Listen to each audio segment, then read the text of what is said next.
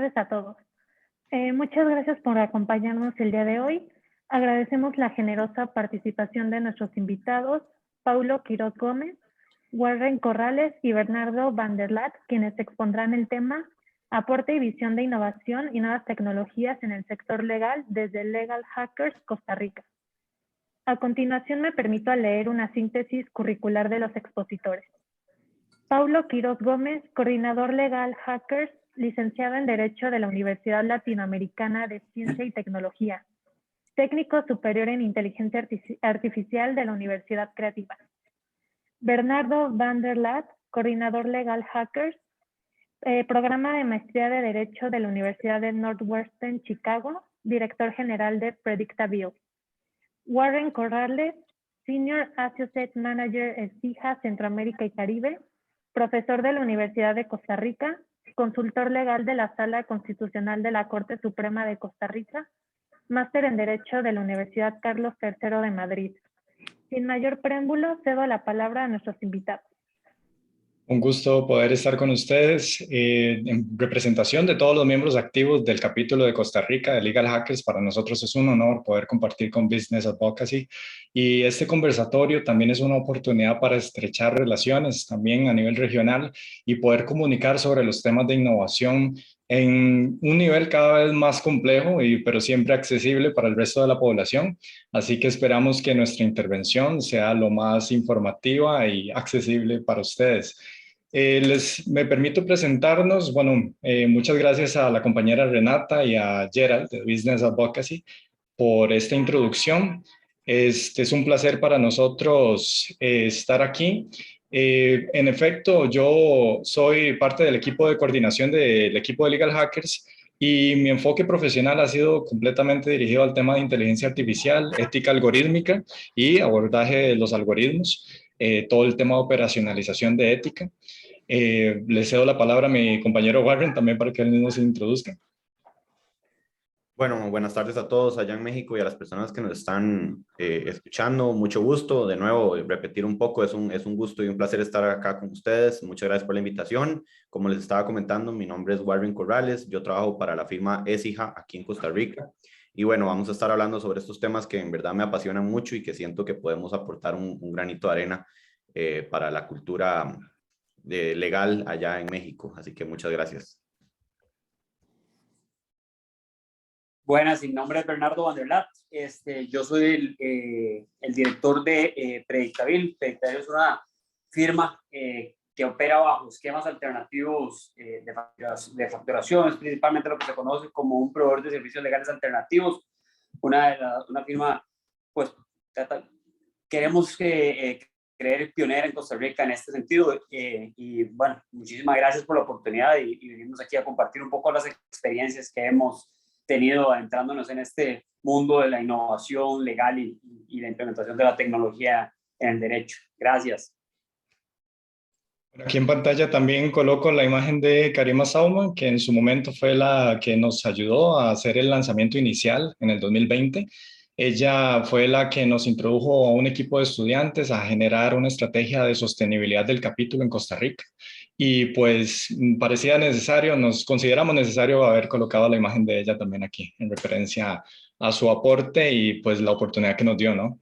Es importante también hablar de la misión, visión y dinámica de lo que representa un capítulo de Legal Hackers. En nuestro caso, tenemos la misión de ser un espacio de encuentro y formación multidisciplinaria. Vamos a tener profesionales de distintas áreas y en distintos niveles de formación, con la visión de generar un aporte socioeducación y una evangelización, de cierta forma, de la innovación en el sector legal, sector justicia, hablando de temas de ciberseguridad, participación ciudadana, derechos digitales, inteligencia artificial, dentro del marco de lo que corresponde a derecho y tecnologías, y bajo una dinámica completamente dirigida a gestión de proyectos multidisciplinarios. Esto también como una puesta en práctica de lo que se requiere en las operaciones legales hoy en día y en la gestión de proyectos legales, por lo que es un espacio formativo no solo para la población meta, sino también para nosotros como miembros activos del capítulo. Tenemos la oportunidad de contar con profesionales de distintas áreas y curiosamente también tenemos la particularidad de que nuestros miembros en su mayoría ya son profesionales con experiencia y son representantes de compañías de gran importancia, por lo que estamos en un proceso también de incorporación de lo que son estudiantes. Entonces, aquí les presento también nuestras colaboraciones a lo largo del tiempo. Hemos tenido también bastante apoyo de industria, academia, sector público, y ha sido mucha la apertura precisamente por la necesidad de difundir más sobre los temas de innovación y nuevas tecnologías, que para nadie es un secreto que requiere también todo un proceso de socialización y más que todo en nuestra región. El movimiento internacional pues tiene distintos beneficios para nosotros como miembros y para la población en general. Beneficios de networking, difusión de los servicios a los que pertenecemos cada uno de nosotros y un aprendizaje continuo que también forma parte elemental de los procesos de innovación. Y es un punto de encuentro entre compañías, industria, academia, población. Esto también brinda un valor agregado y un reflejo de lo que se requiere en las distintas organizaciones, incorporar la diversidad. Aparte de eso, la multidisciplinariedad no es un secreto que en cualquier industria en la actualidad es necesaria comprenderla, abordarla, implementarla de manera estratégica, contextualizarla y mantenerla a lo largo del tiempo, darle cuidado, ¿no? Entonces, vemos también en la franja derecha de la presentación que también resulta necesario aclarar qué significa hackers. Hackers tiene distintas connotaciones y por lo general tenemos una connotación, por lo general la más popular, relacionada a actividades ilícitas, pero bajo la coordinación principal del movimiento en Estados Unidos, se habla de que hacker significa propuesta de soluciones creativas a fenómenos en la intersección entre el derecho, la innovación y las nuevas tecnologías. Cuestión que también incorpora la característica de creatividad, tan esencial para los procesos de innovación también. Entonces, nosotros como organización proponemos actividades de distinto tipo. Empezamos con actividades tipo webinar, paneles, exposiciones, pero nos hemos atrevido a pensar desde el año 2021 en una propuesta de talleres, procesos formativos más integrales y que saquen de la zona de confort también a los mismos profesionales, ¿no? Esto también nos permite enorgullecernos de ser un espacio donde podemos certificar a las personas participantes, tomando en cuenta que tenemos apoyo de distintas empresas y representantes de liderazgo en distintas áreas. Sin más, les hago introducción también a nuestro aporte central del temático del día de hoy, el aporte a la innovación en el derecho desde nuestras trincheras de movimiento internacional. Vamos a hablarles de las actividades, la intersección profesional, experiencias que hemos tenido y cómo es la estrategia de difusión. A partir de esto me permito hablarles del tipo de actividades. ¿Por qué hemos decidido orientarnos a actividades cada vez más dinámicas? El tema está relacionado también con nuevas propuestas pedagógicas y se presenta también con las necesidades de aprendizaje de la población en ambiente de pandemia. Entonces, claramente que la estrategia de aprendizaje ha cambiado mucho a lo largo de los años y es necesario proponer actividades que surjan con herramientas cada vez más innovadoras y que nos permita explorar y salir de la zona de confort con las típicas herramientas que tenemos al día de hoy. Entonces, explorar es casi que una labor etnográfica, antropológica, ingresar dentro de las comunidades y cómo interactúan para comprender sus realidades en la práctica. Es a partir de esto que también creemos en la formación continua y no solo creer solamente porque sirva de moda el aprendizaje continuo, sino que es una necesidad. Entonces, el valor agregado que generemos a nuestros miembros o a la población meta implica también fomentar un cúmulo de habilidades blandas que formen parte de su día a día, a nivel personal, a nivel profesional. También hablamos mucho del tema de gestión de proyectos. El tema de gestión de proyectos y capital humano se habla en cualquier industria, pero para nosotros resulta vital ponerlo en la práctica a través del movimiento porque no necesariamente una industria, una compañía grande lo va a estar haciendo de manera efectiva y no necesariamente el capital humano va a estar familiarizado con sus herramientas. Entonces, el proceso de desarrollar una actividad desde Legal Hackers implica que nosotros como miembros y la población que vaya a recibir el resultado comprendan y se familiarizan con las plataformas para que después lo logren aplicar o perderle el miedo inicial a tratar de aplicarlo en sus trincheras. Para esto también consideramos importante hablar del tema de investigación. Creemos mucho en la propuesta socioeducativa que podemos generar desde nuestro capítulo. Hemos lanzado incluso un curso de introducción a Legal Tech en la plataforma Wallap de Argentina Y esto también fue un reto a nivel de transmisión de la información, un reto de tratar de hacer más accesible los términos técnicos, los términos más profesionales, incluso de especialidades, que se permitan generar una mayor socialización de los mismos, pero una mayor participación en el proceso didáctico, ¿no? A partir de eso también consideramos necesario hablar del tema de diversidad. Tenemos comisiones de género, comisiones de diversidad, y esto es similar a lo que esperamos visionar en una industria legal innovadora. Es a partir de esa diversidad que logramos gestionar riesgos y gestionar datos de manera más efectiva. También es a partir de la diversidad que logramos detectar sesgos que se encuentran dentro de los mismos datos. Si no tenemos esa perspectiva de diversidad, también se nos van a escapar o salir de las manos muchos de los elementos de riesgo que podríamos encontrar de manera más efectiva, y abrir el panorama a estrategias de acción más integrales. Y por último, el tema de estrategia digital. Es necesario plantearse que la estrategia digital en la actualidad no solo corresponde a qué tan innovadores o qué tanta inversión generemos en herramientas sofisticadas, sino que necesitamos pensar en que el humano es el que se necesita aumentar.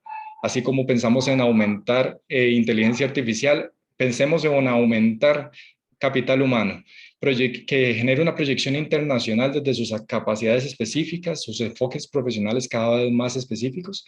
Y esa estrategia digital nosotros hemos tratado de hacerla desde la estrategia de marketing y el networking, considerando que cada etapa del proceso de creación de un evento es necesario comunicarla, y comunicarla tanto en sus errores como sus procesos de mejora, así como su feedback constante.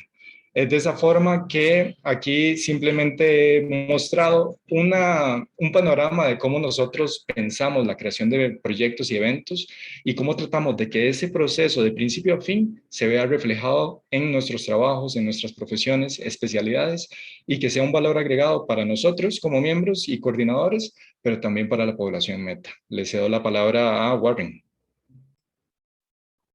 Perfecto, muchas gracias, Pablo. Bueno, para continuar con la presentación, vamos a ver un tema que es muy interesante, que es cómo analizar esto más allá del innovar por innovar.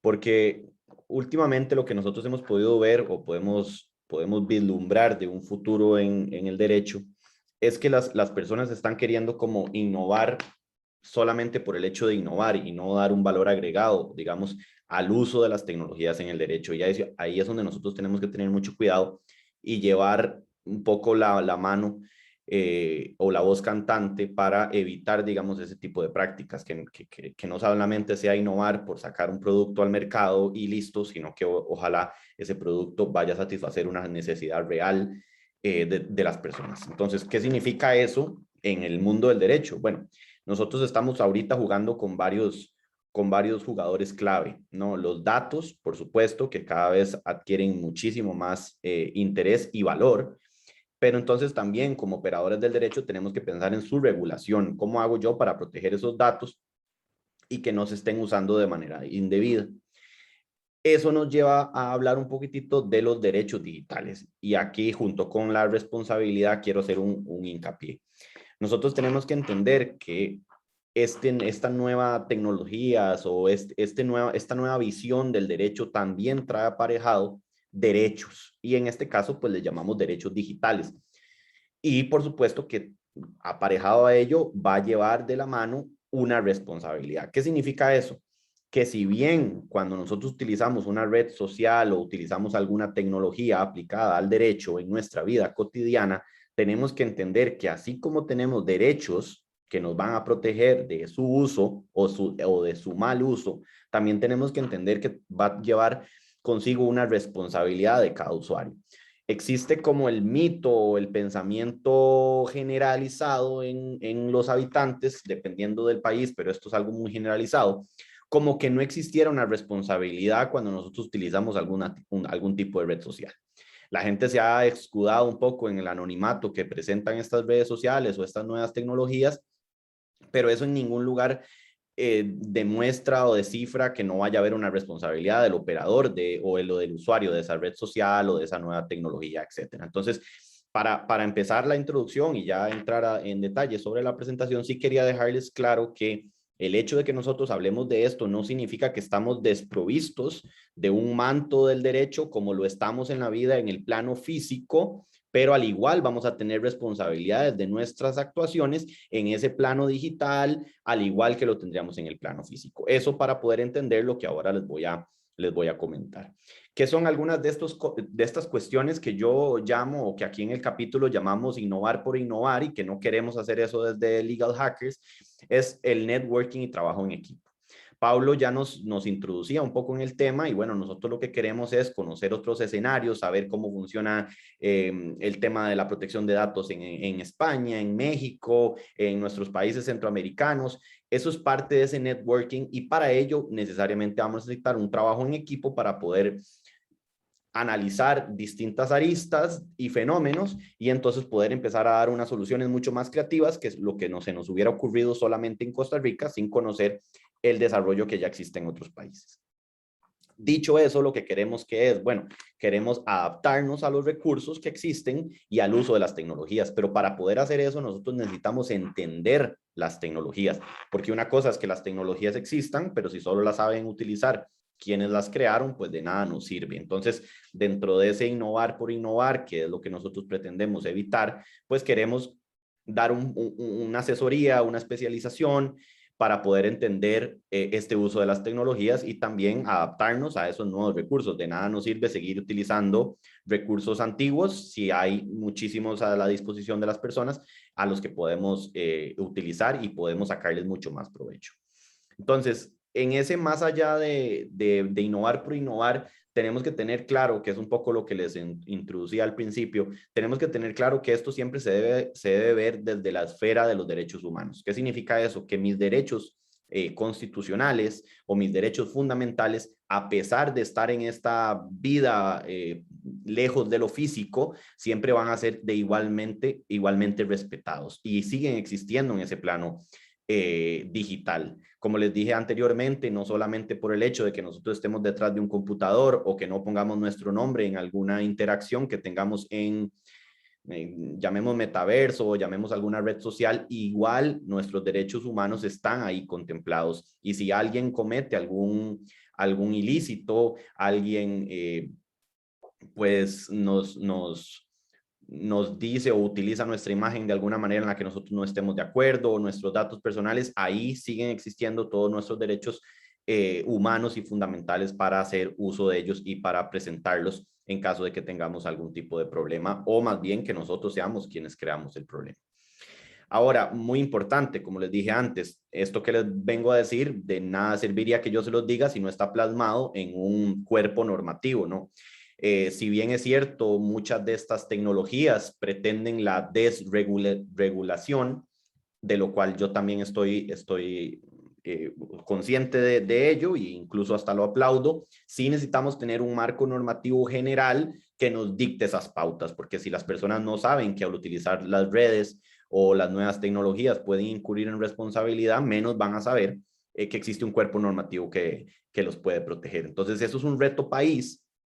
Y aquí digo reto país Costa Rica, pero es un reto país de todos los países que tenemos, digamos, esta tradición romano-germánica de plasmar todo en códigos o en leyes, que no es que lo critico, pero que tenemos que ir viendo cómo hacer para que estas nuevas tecnologías, de alguna manera, nosotros no le pongamos un bloqueo a la hora de regularlas, pero sí por lo menos lo que estamos hablando acá es de un marco normativo general que las personas puedan saber donde, digamos, esa eficacia jurídica y esa seguridad jurídica, donde puedan ir a revisar qué tipo de derechos tienen, aunque estemos en el plano, digamos, digital.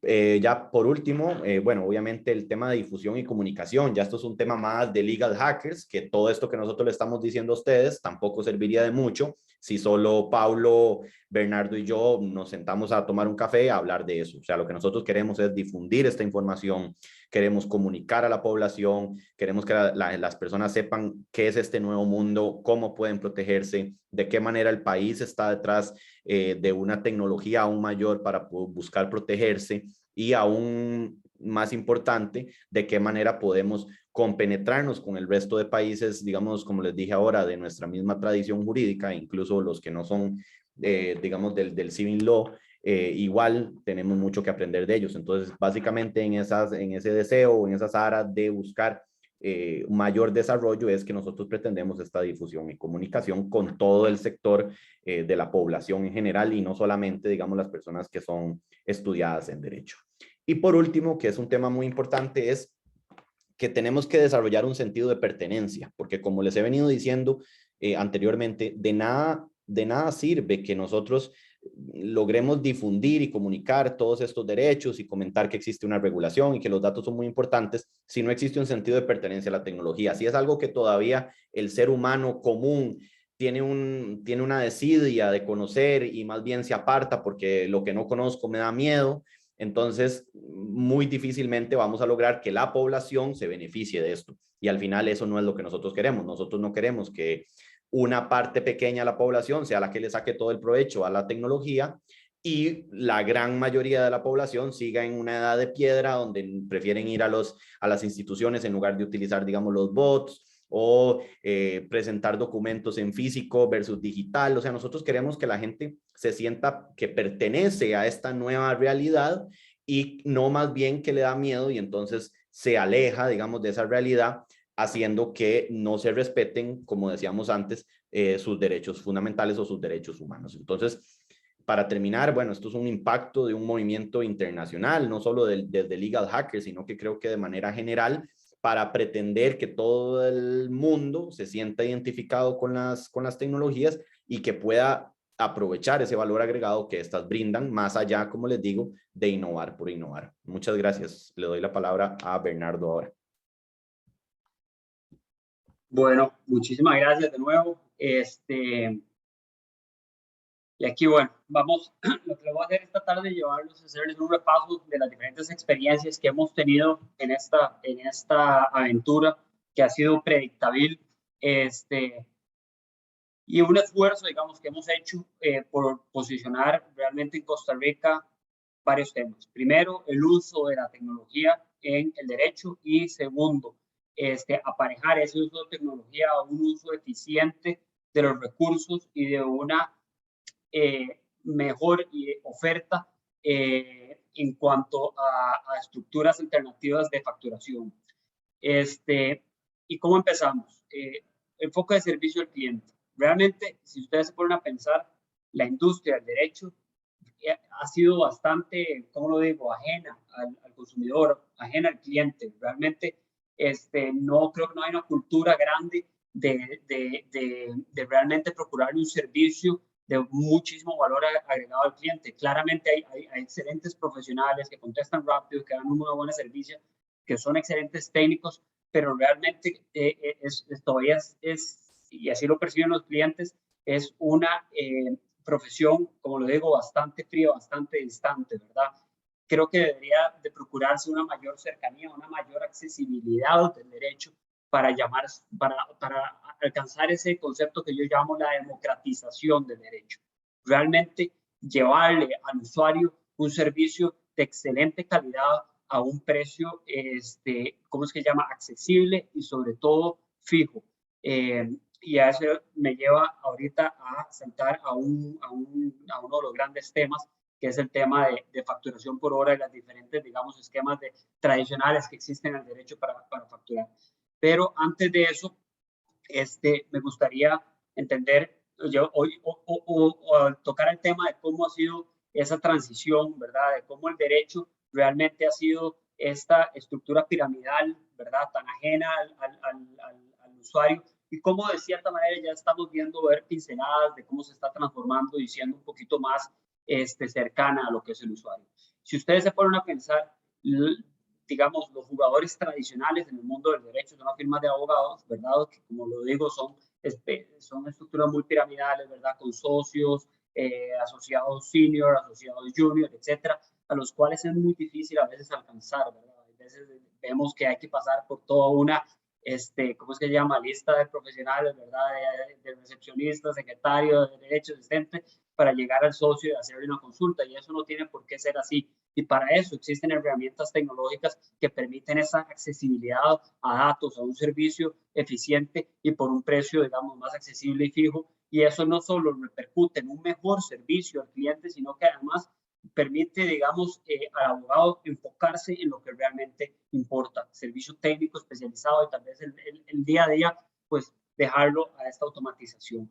Entonces, ¿qué es lo que pasa? Empezamos a ver que estos, digamos, proveedores de servicios tradicionales son excelentes para cierto tipo de servicio muy técnico, muy profesionalizado, muy especializado, pero que pueden surgir otro tipo de proveedores, otro tipo de jugadores que den un servicio o que cubran ciertas áreas de servicios, tal vez más de rutina, o que tal vez necesitan un menor grado de especialización. Y entonces ya vemos, empieza a darse este fenómeno que existe en el mundo, del cual se está discutiendo cada vez más, que es la segmentación de los servicios legales. ¿Okay? Entonces empezamos a ver una segmentación entre servicios de gran valor agregado y servicios, lo que se llaman de rutina. Y ahí es donde entra a jugar no solo la tecnología, sino ofrecer esquemas alternativos de facturación que se ajusten de manera precisa a cada uno de estos esquemas. Por ejemplo, como les decía hace un rato, históricamente el esquema de facturación o la forma de cobrar de los abogados es por hora. ¿Qué es lo que pasa?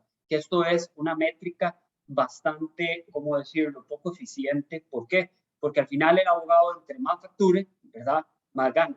Y realmente un trabajo que de cierta manera podría ser muy rápido, podría desarrollarse de manera muy acelerada, pues hay un desincentivo tal vez a facturarlo o dar el servicio en el mayor tiempo posible, pues porque entre más se factura, más, como lo digo, más se gana. Además de que es difícil presupuestar para el cliente los servicios, puesto que si te sometes a un esquema de facturación por hora, básicamente conforme vayas consumiendo los servicios, así se va gastando. Entonces, los servicios, los proveedores de servicios legales alternativos, o los como que se llaman en inglés los ALSPs, que son, digamos, una nueva forma, una nueva propuesta, un nuevo jugador que viene a ofrecer una forma distinta de proveer servicios legales, son una excelente solución para estos temas que también no son tan especializados, tan técnicos, y ofrecen esquemas a precio fijo, a costo fijo, con una gran sinergia en temas o herramientas tecnológicas que permiten una automatización de muchísimos procesos que, como lo digo, tal vez no son tan técnicos y que pueden ser bastante mecánicos. Ok, dicho eso, esta democratización del derecho, ¿verdad? Claramente es posible solo en el tanto haya una sinergia entre todos los stakeholders del ambiente legal. ¿Y qué digo stakeholders? Jugadores, básicamente. Están las firmas legales, ¿verdad? Los proveedores tradicionales, están los departamentos internos de las empresas, los in-house, están la academia, ¿verdad? Que tiene un gran rol de ir preparando a esos abogados, a esos futuros profesionales en derecho, con base en las nuevas tendencias que ofrece el mercado. ¿Ok? Llevarlos que sea una enseñanza mucho más integral, que no solo esté enfocado en temas técnicos del derecho, sino que además conecte a los abogados con el uso de las nuevas tecnologías. Y esto lo hemos ido viendo poco a poco. Como decía, creo que Warren ahora lo explicaba, uno de los grandes movimientos que estamos viendo tal vez en el derecho es cómo ahora hay mucho más apertura al uso de datos. Tradicionalmente, si ustedes se ponen a pensar, los abogados trabajamos mucho con base en datos, ¿verdad? Por ejemplo, nosotros diseñamos la estrategia del litigio de un cliente con base en la línea jurisprudencial de un juzgado. Pero eso, ¿cómo se hace? Se hace, como lo decimos en buen costarricense, en buen tico, se hace a pie. Se invierten horas y horas de asociados, de abogados, investigando casos para definirle al cliente, mire, vea, en un caso específico, la sala constitucional ha fallado de cierta manera, entonces su mejor estrategia es esta. Cuando eso realmente, si se hace un uso de datos eficientes y con las herramientas tecnológicas adecuadas, eso se puede hacer de manera automatizada y mucho más precisa. Creo que es una gran disrupción. Vemos también cómo hay una gran surgimiento de herramientas, por ejemplo, de automatización de procesos, los programas que se llaman los contract Life Cycle Management, estos que administran todo el proceso de redacción del contrato hasta su firma y mapeando, digamos, las diferentes fechas relevantes para el cliente de vencimientos anticipados, firmas, etcétera. Entonces, de nuevo, con esta mayor apertura que está viendo en el mercado, si los diferentes jugadores, como lo digo, se ponen de acuerdo y hay una sinergia entre ellos, sobre todo en academia, en adoptar estas nuevas tecnologías, integrar en sus procesos de estudio, en sus cursos y preparación a sus estudiantes, creo que al final de cuentas es un ganar-ganar para todos, donde se hace un profesional mucho más integral, pero además se le ofrece un nuevo producto mucho más innovador, mucho más de valor agregado al consumidor final. Como lo digo, en el tanto los jugadores se inmatriculen con la innovación, al final el que gana es el consumidor, quien va a recibir ¿qué? Trabajo mucho más rápido, más eficiente, a un precio justo y acorde al servicio que necesita, y con una mayor proyección de cuáles van a ser sus costos, digamos, legales en el futuro inmediato o a futuro más largo. Gracias. Bueno, un gusto para nosotros compartir toda esta información.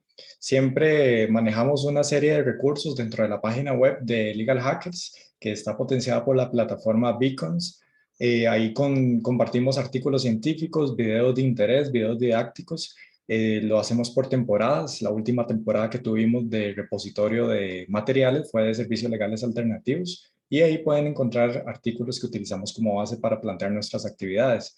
Ahora vamos a una temporada de arte generativo y NFTs, donde estamos planteando un proceso participativo de tipo taller en el transcurso del año, donde apenas estamos reformando todo lo que es la estrategia de equipo de Legal Hackers Costa Rica y estamos implementando y utilizando nuevas plataformas como Trello y también como Discord y a su vez otro tipo de herramientas de gestión de proyectos. Y de esa forma es un año clave para lo que es el capítulo, para renovar la forma en que nos comunicamos, la forma en que trabajamos en equipo y al final seguir con ese objetivo de aprendizaje continuo tan necesario a los procesos de innovación y que podemos aplicar en cada una de nuestras trincheras como profesionales.